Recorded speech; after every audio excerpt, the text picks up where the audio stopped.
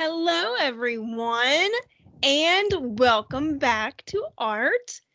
I hope that you are doing well, that you haven't missed school too much, but that you have been staying busy and doing the best you can under these circumstances. This is usually a very exciting week at school because it's the week before Halloween, or the week of Halloween, actually, since it's Saturday this year. So, regardless of where we find ourselves, I am certain you will be good Tomahawk citizens and do what you're supposed to do. We have a very fun artist we're going to be looking at this week. The elements of art that we are focusing on are shape and form. And I have one of the artworks that we will be learning about behind me. It's called Gumballs. Imagine that. But it's a very cool artist, and I think you will have fun creating works similar to his. So we're going to get started learning about shape and form. And I'm going to change my slides so that we can get started. Okay, and I believe you can now see my screen.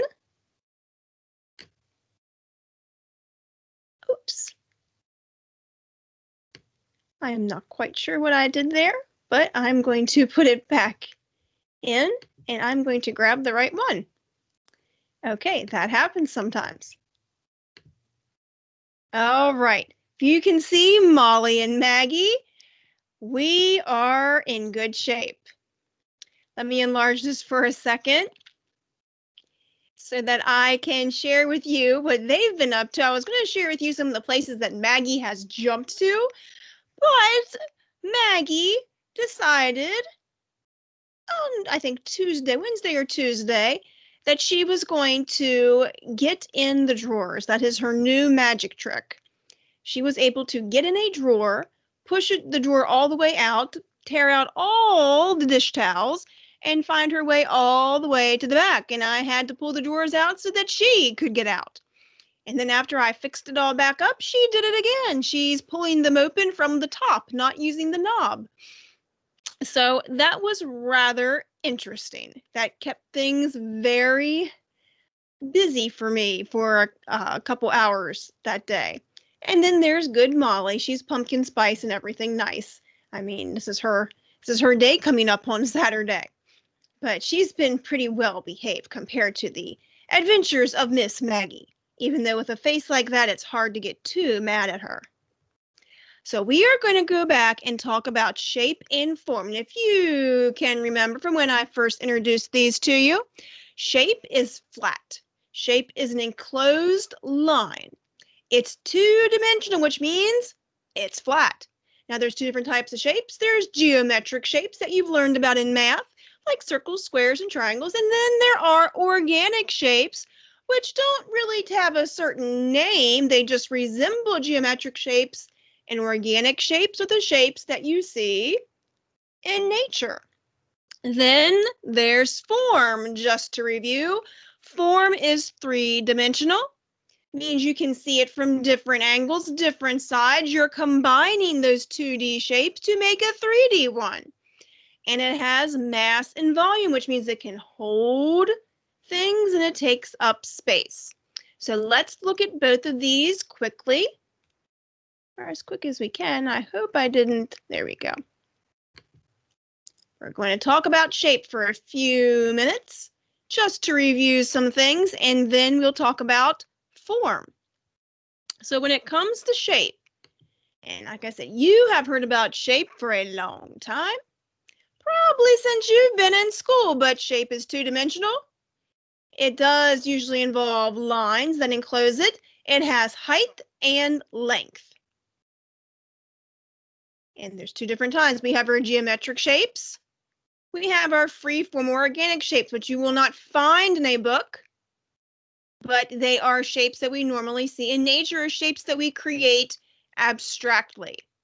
And you can see for this geometric shape that it has symmetry, means it's the same on both sides. An organic shape is more than likely not going to be the same on either side. Okay, so let's look at some shapes very quickly.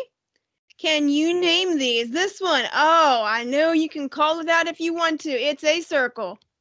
Yes, indeed it is. The mighty circle that you have seen since kindergarten. What about the one below it? What is that? Could it be a rectangle? I do believe it is.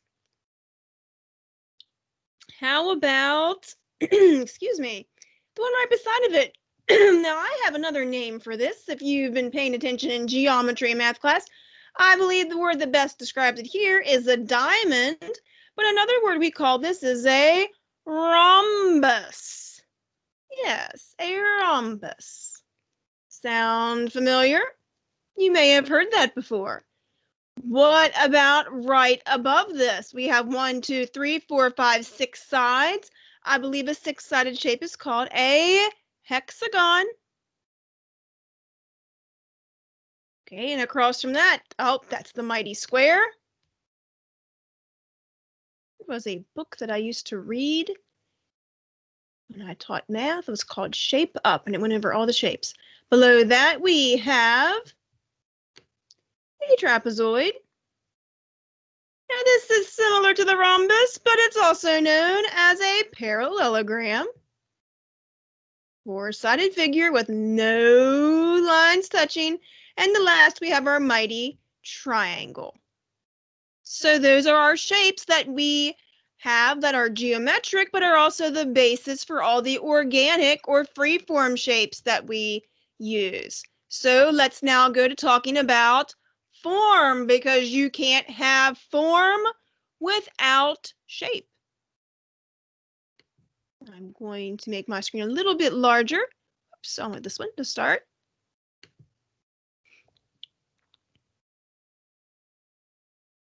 So a form is a three-dimensional object which encloses volume and has height, width, and depth. So it's long, it's got length, it's got height, and it's deep. We also call that depth or deepness, width.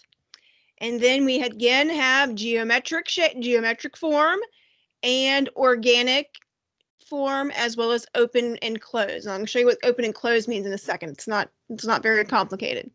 So geometric forms are the ones you learn about in math class. Like you have the square pyramid, you have the cylinder. Now that cylinder reminds me of a can of soup. Maybe that just reminds me of a can of soup because it's a little chilly outside today. But those are the ones you have seen in math class. You may see some shapes, like I see a circle, I see a square, I see a triangle that make up these shapes.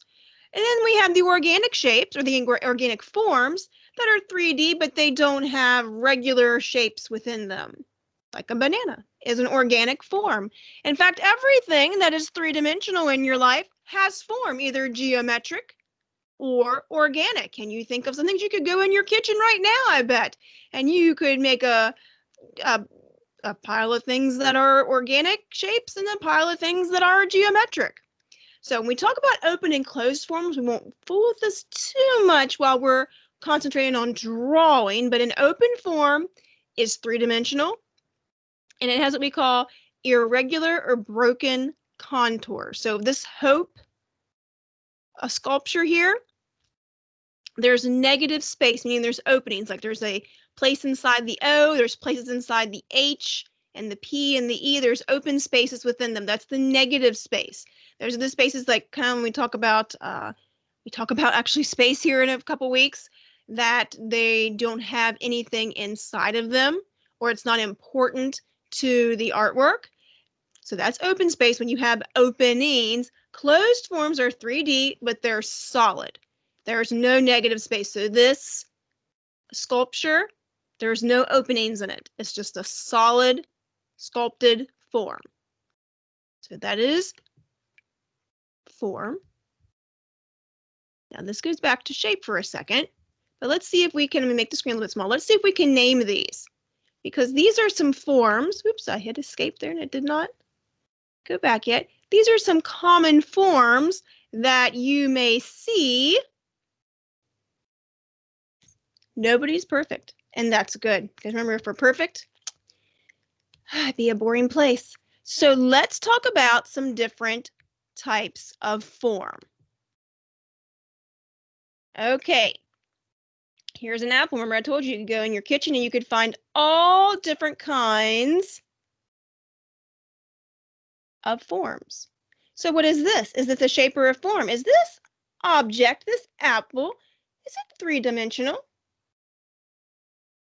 What do you think? Yes, I do believe it's three-dimensional. Well, if it's 3D, it's a form. So is it geometric or is it free-form or is it organic? Is this a shape from a textbook or is this a shape from nature? Now, if it came off a tree, what do you think it is? I believe it is organic. That's a natural shape. If it's a form, is it open or closed? What do you think? Are there any openings in it? Negative space, it's closed. That is a closed shape. All right, so, oops, well, now that I clicked on this, is this a shape or a form? Now, does it have more than one side to it? Is it flat? If it's two-dimensional, it has to be a shape.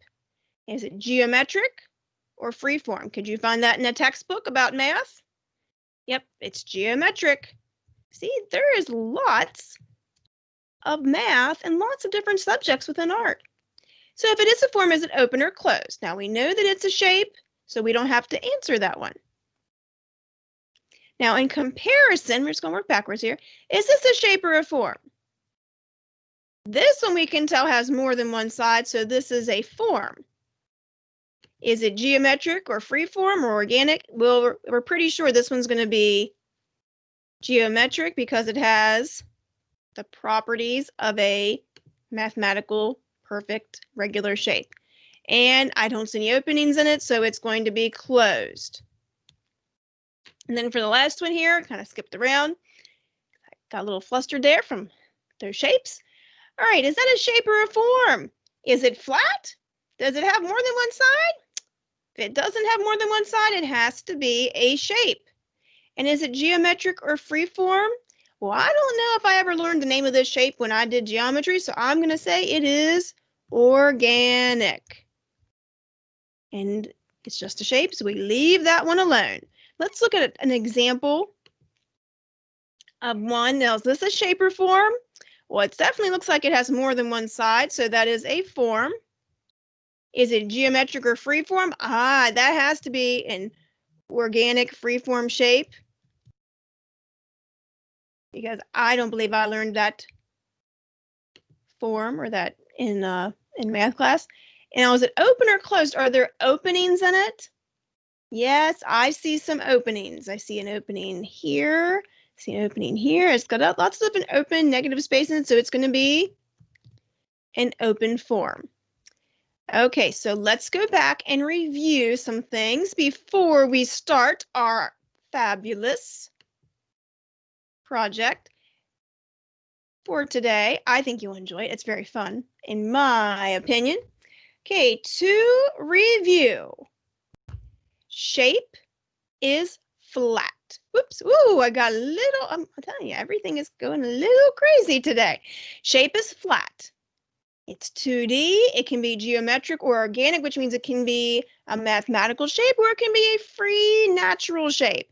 Form is actual or implied three-dimensional. Let me tell you what that means. If a form is actual, that means that you actually made it 3D, like a sculpture, like out of clay. That would be an actual form. But when we're drawing, it's implied three-dimensional. That means we're drawing it to make it look like it's 3D. And then we use those geometric or organic shapes to create the illusion of it being real, like we can touch it. And when we use value, which we learned about a couple of weeks ago, we can show form even more because we can show how the light reflecting on the object makes it jump off the page. So let's look at these together. We have the sunflower by Edward Steichen. When we have another work down here called Three Musicians by Pablo Picasso.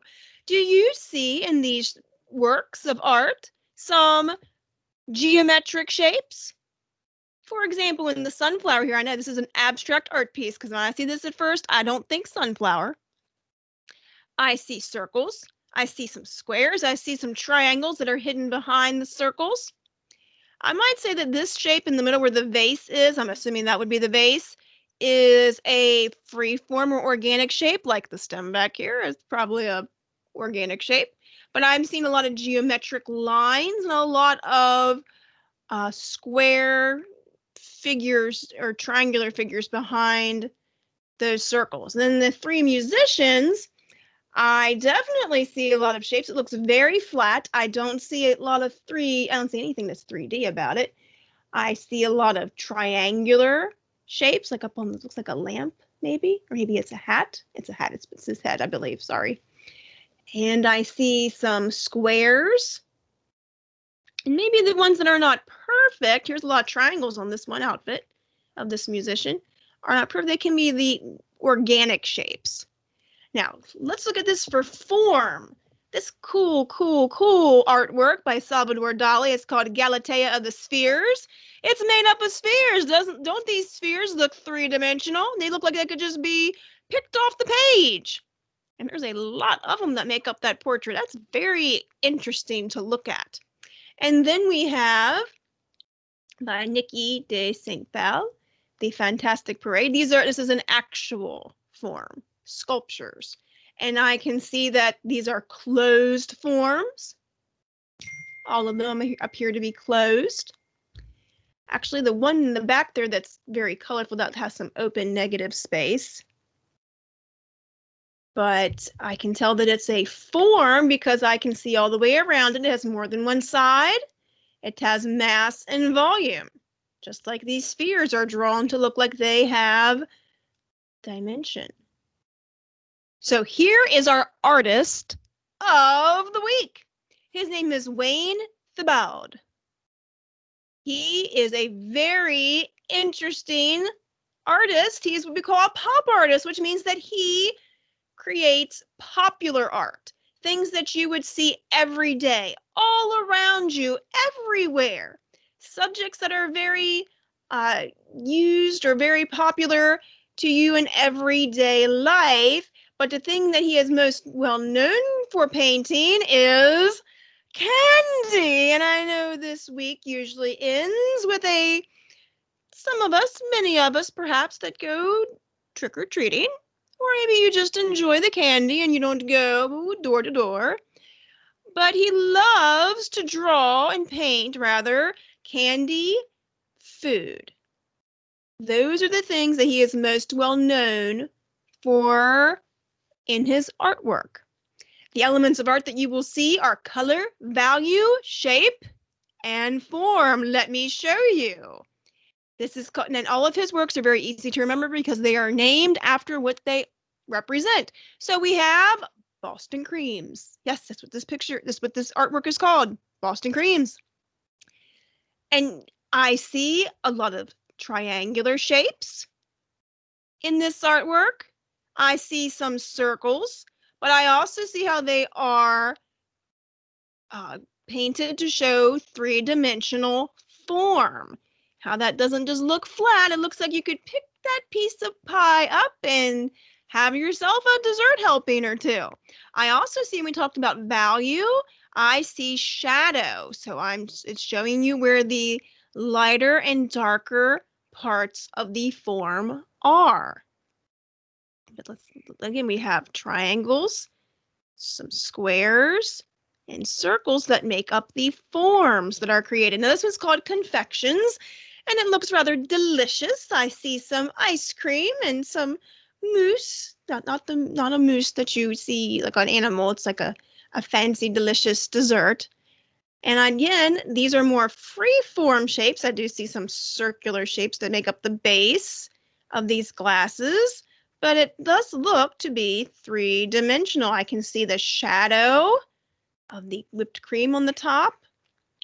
And see how the light hits the glasses to make it look like it could be picked up off the page and eaten. Here's another one. It's called candies. This is an easy one to remember too. But do you see? I see the circles and it's like a short cylinder. These candies that he's drawn, and something that he uses, we'll talk about this when we do the elements of design or the principles of design, is repetition. So he's drawing the same thing like kind of over and over, or painting the same thing over and over, but he does use some line in some of these candies to show different designs in them. They look delicious. This is another one that's very similar. It's called candies as well. I see that spiral design in that one candy there. And here's gumballs, which you see behind me. Now this starts out with the circle shape, but by adding the elements of value on these gumballs, they become spheres. And do you see the shadow for each of these spheres shown in repetition? Okay, so that's showing you the darker areas of the artwork or of the form. And this one's called, he's very creative with his titles. This one's called 6 Lollipops. Again, I see the circles. I see the spiral lines. I see lots of warm colors in these lollipops. This one's called 4 ice cream cones. So that other one was called 6 lollipops. This one's called 4 ice cream cones. And again, we see the cone shape at the bottom. That's the form, a cone form rather. The shadows, and then we see how light is reflected on the left, and then the darker the shadow is on the right. Remember, those have to be opposite each other. Dessert tray, we start with a circle and we build it up with a triangular shape that turns into a form, and some rectangular shapes that become forms, and some free-form shapes that make up the rest of the desserts. That looks delicious as well. I also see the shadows. Do you see the shadows? And this is my favorite that I saved for last, the Jolly Cones. Wayne Thiebaud is in his 90s now, and he is still painting. This is one of his more recent artworks that he's done. Now, I think this is just so sweet. No pun intended, because it's ice cream. But we see the cones, and then we see the organic form of the spheres that have been a little smooshed and melted to make the Jolly ice cream cones. So this is our task that we are going to do this week. Can you draw some examples of delicious shape and form in the style of Wayne Thiebaud? Use what you have learned about color and value as well to make your work pop off the page. So we're going to try to draw our own examples of delicious treats since it's that time of the year. Okay? All right, and they don't have to look exactly like his, okay, because we want them to be yours. But I will get you started on a few examples that you could choose from, and then you can go back and look at his works, and then you can decide which one would be the most enjoyable for you to draw, okay? I am going to be using crayon today. If you have color pencil or marker, you can make that work as well. But I am going to show you several ways that you could do this project. So we are going to do some examples of Wayne Thiebaud's artwork. I am going to start with showing you how I could draw a piece of pie using form. So I've got my pencil. I am going to start with the curved line. I'm going to come down. I'm making like a triangle shape, but it's not perfect, so it's a little organic. I'm going to draw a line coming down from that, and then maybe another line coming off the side, and another line coming off the side. I'll try to make them as equal as possible. And then I'm going to connect them to the line I drew at the bottom. So I'm starting with this shape, and form. I might add at the top a little crust there. Now remember that a lot of his pies, a lot of his cakes that he drew had a cherry on top. So I'm going to include a cherry on top of mine too, and that's a little off-center, but that's okay. Remember, we don't have to always start over. We can make the best of any situation. So there's my cherry on top. I draw some lines to show that it has some creases in our delicious piece of cake here. All right, so now I'm going to put it on a plate. So I'm going to draw a circle, and it's not perfect, but that's okay. Maybe my plate has a little rim to it. So that's how I got it started. I am thinking that I want to go ahead and start coloring. Like I said, I'm using crayons today. So I am going to start with a yellow. And I am going to lightly add some color to the top here. And I'm probably going to apply more pressure. But I'm going to get lighter as I go down because I want to show the value.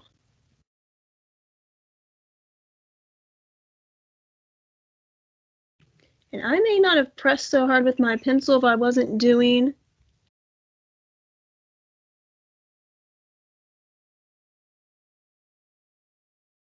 an example video for you.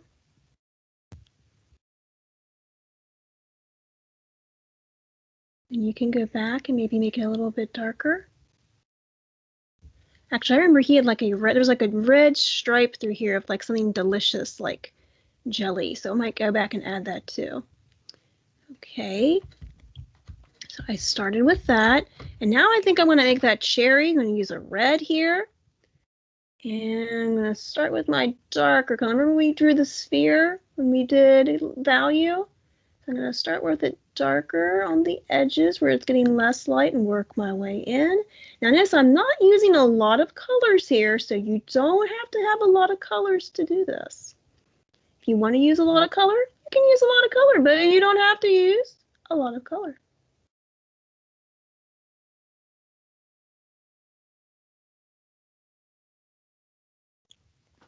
And I'm going to add that red stripe in there. You just said, yeah, I'll hold off on that.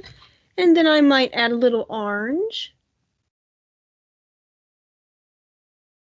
up here to the top.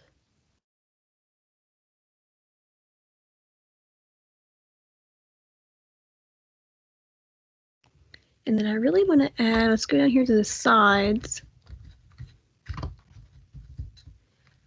Use a goldenrod color. I'm going to make this a little bit darker yellow. Oh, that's right. I wanted to add, well, I won't go so press so dark in the middle. I'm going to make the sides of my pie a little bit darker to show the form.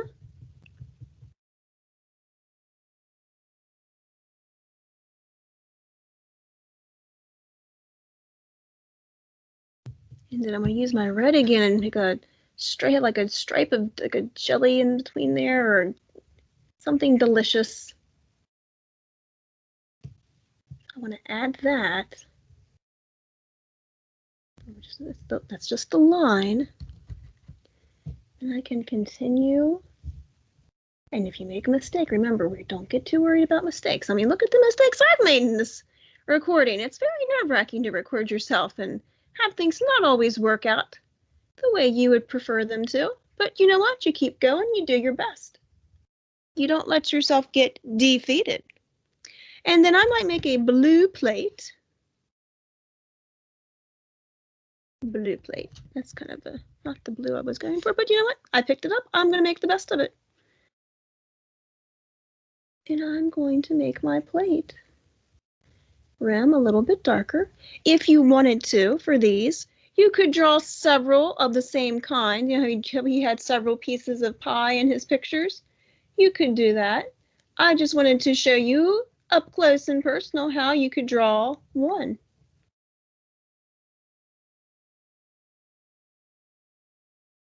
So I'm coloring in the rim of the plate.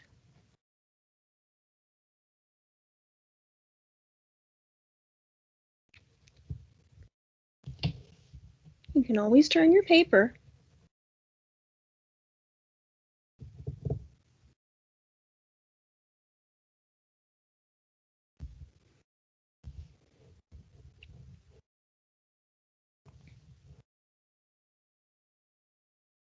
And then, so I have my rim of my plate done. Then I can start. Maybe the rest of my plate will be a little bit lighter. Remember, you should be making that small circular motion. And I am going to go in and add a shadow to my plate, just because a lot of his show value.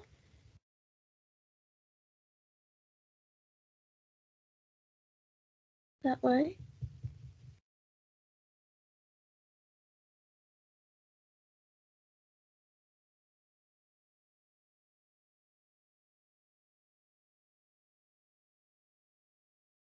All right, so let's see here. Do I have a charcoal? Here's the black. Now, whenever you use black, I always like to not press so hard, because if it's we press too hard, if it's black, it makes it very flat and dark.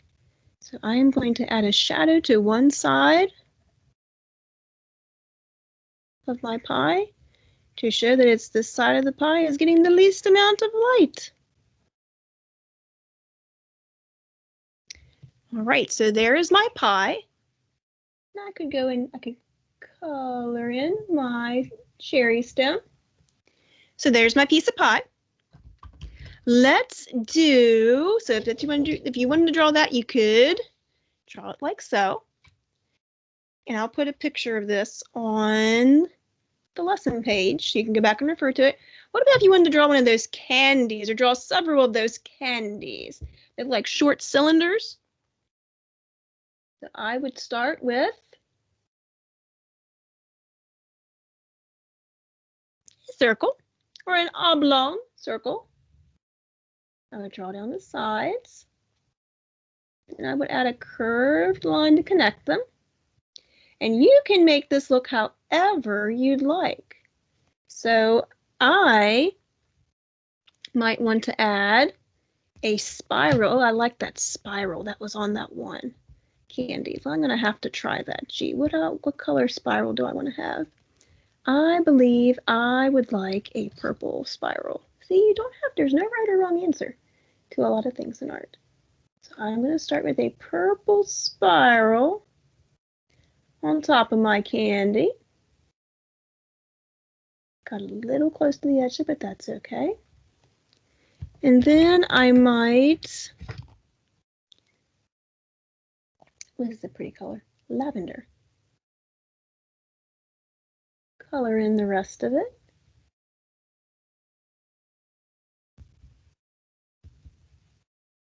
That way. You could also combine these like that dessert platter that I showed you. You could always combine these to several works on one page. So there's the top of it. Maybe I want to add some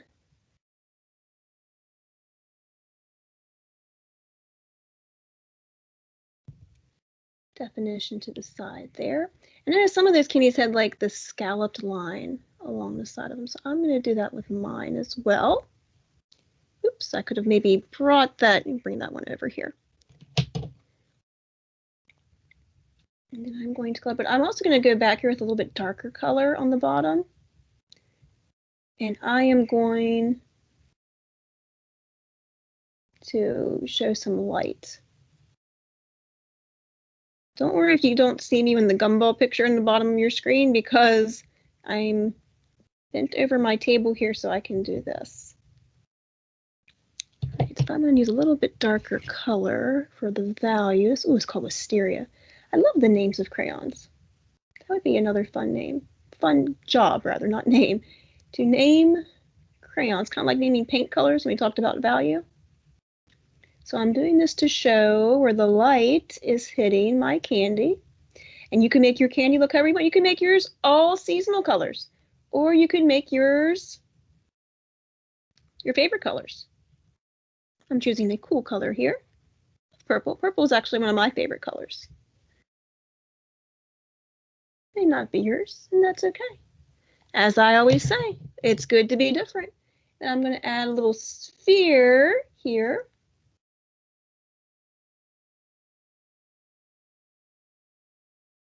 Okay. And I may add a shadow. Since I have a purple in my hand, I am going to just use my purple for my shadow.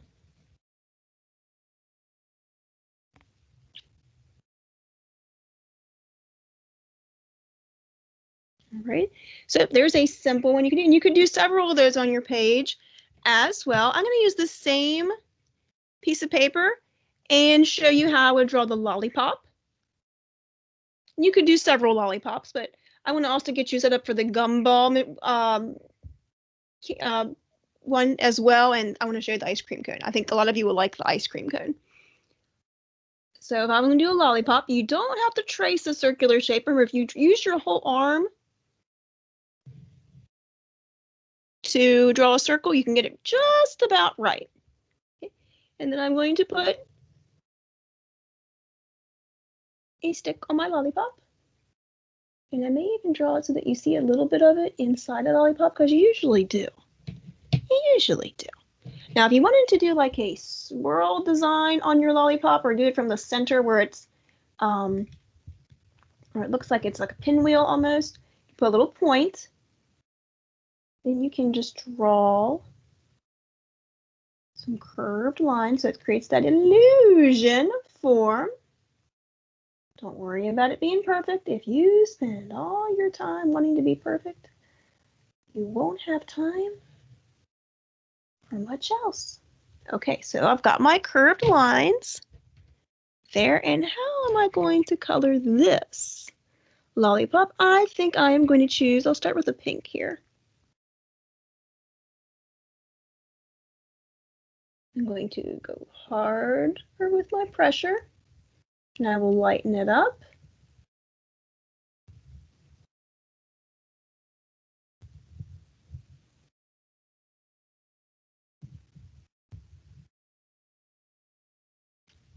Towards the center, and I might just use pink for several of these.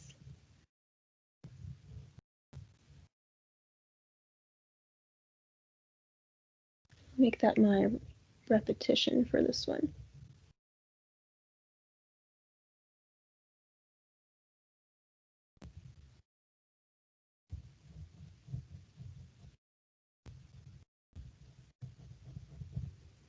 You can make an entire bouquet of lollipops, or you could do like that dessert platter. That would be fun. You could even create your own candy by doing this. You never know. You gotta think about this, folks. And Wayne Thiebaud has been drawing, or painting rather. He does most of his work is paint or pastel for a very long time, and he's in his 90s now. He's an older man, but he still paints. He still does this. So art is something that you can do for your entire life.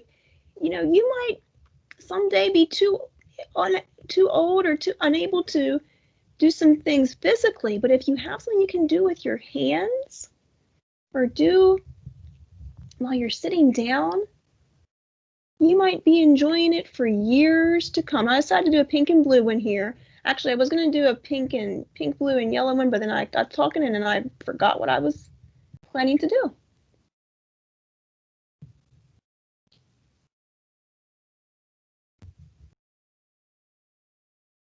So never, you know, I know that sometimes things happen and they throw our plans off, but it's how you look at it. You can use this time to learn how to be an artist, how to draw. And if you can see, as you can see from doing this, you don't have to draw you don't have to draw people perfectly. There are people that draw patterns. There are people that draw candy. There are people that draw shapes. So it's up to you how you're going to handle things that are disappointing. So I've got a candy and I've got a lollipop. How about I show you those ice cream cones, or how I would draw an ice cream cone. All right, so we can do the upside down ice cream cone. That one was cute. I like the cute one. I like the uncute one too, but we'll do the cute one. So I'm going to start with this for my cone, and I'm going to curve it at the bottom like so.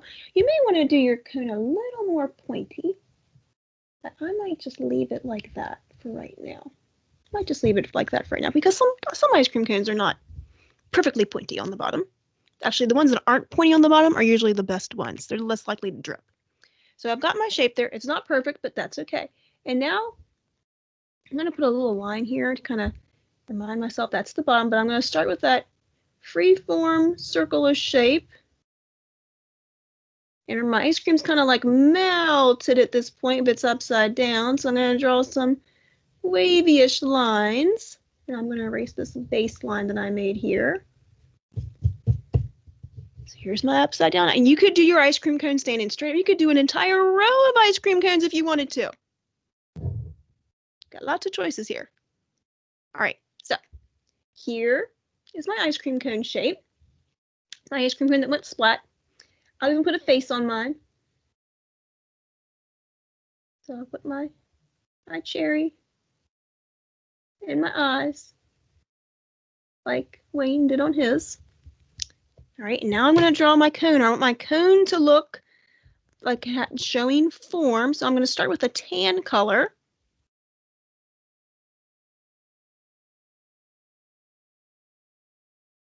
I'm going to go from the side.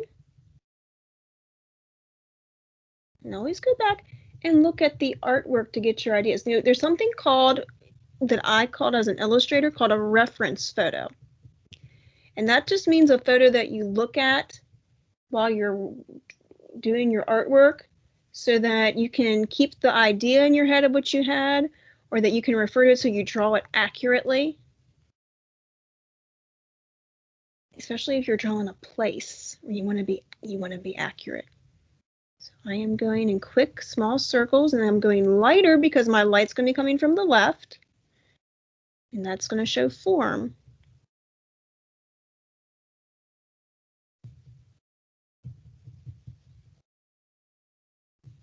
So I'm getting lighter as I go over.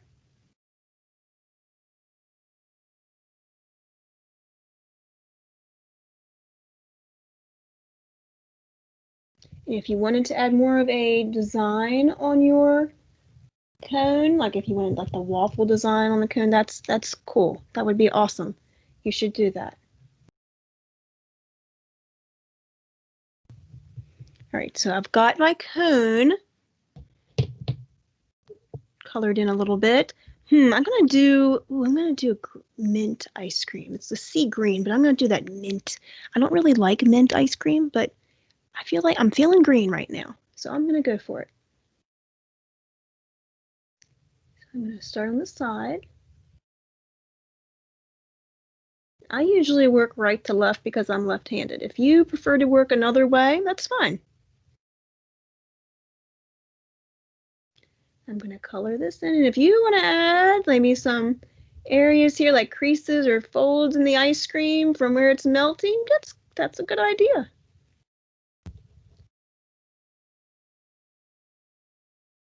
I'm going to start down here at the bottom and make sure that I show that it's melting.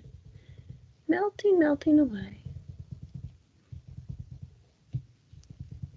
I used to love ice cream when I was younger, but the older I get, the more I don't like things that are cold.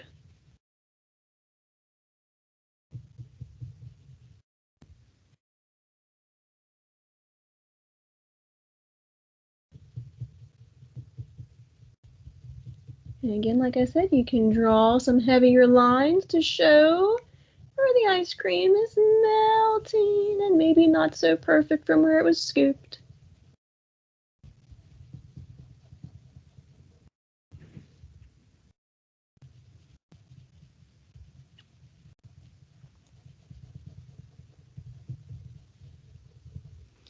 All right.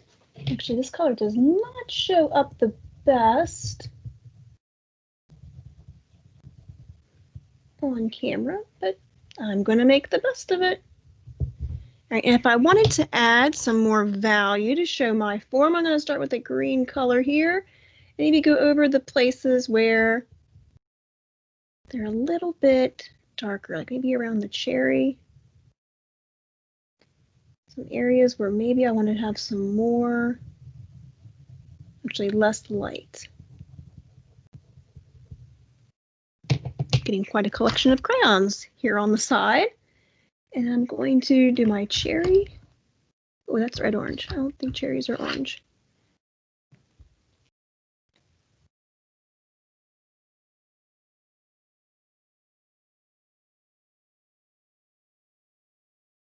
I'm going to color in that.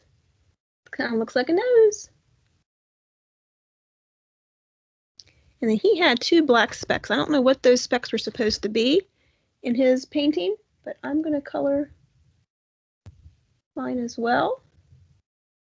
So there's my Jolly ice cream cone. That is similar to Wayne Thiebaud's. And you could do a whole row of ice cream cones if you wanted to.